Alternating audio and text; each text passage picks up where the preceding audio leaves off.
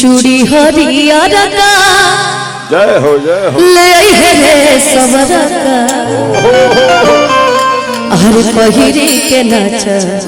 छमा छा सावरे ना आदमी सोचेला कि गोरहरे लोग पे गीत बनेला ना महादेवो जी सांवर रहले हमने के कृष्ण जी भी सांवर रहले राम जी भी सांवर रहले सबसे ज्यादा गीत सांवरे पे बा सांवरे पे बा लेकिन तब वो आदमी ये दुनिया में गोरे के पीछे भागता अच्छा वो सब है जी कि करीले सोमारी बचपने से अरे मानीले मनोती अपना मने से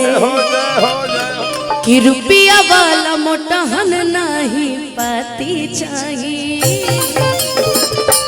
भाई हमरा तो वैसा नहीं चाहिए हमरो वैसा नहीं चाहिए तू अब क्या करबो कि बोले भोजपुरिये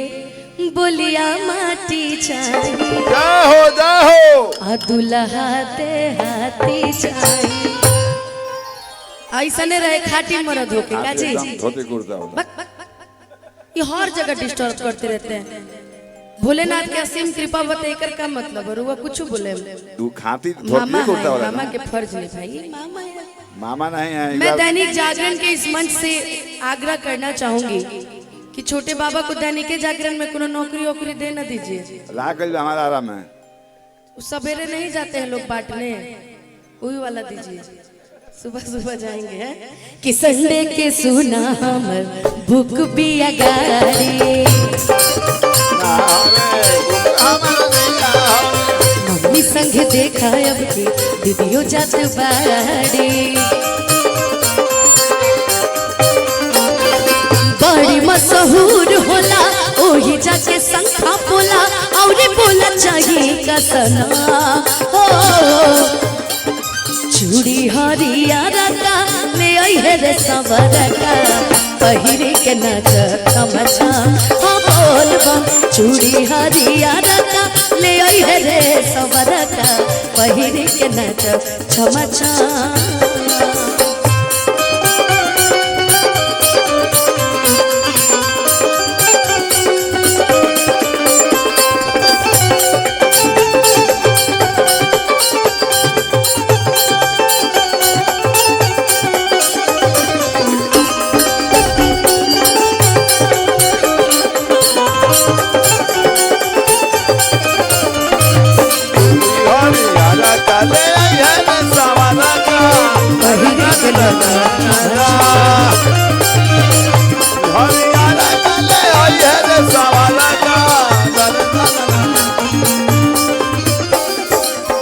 मान पर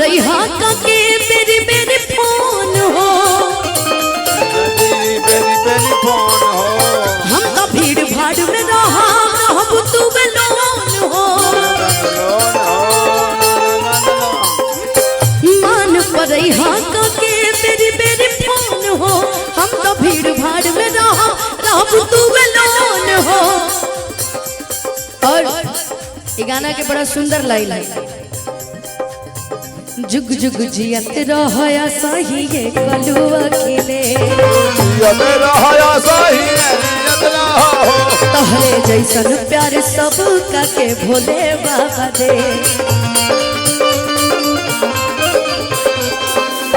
जा जल्दी लेट होई कैसे हमारा भेंट होई जा जल्दी लेट होई कैसे हमारा भेंट होई तू ये दिन दूर रह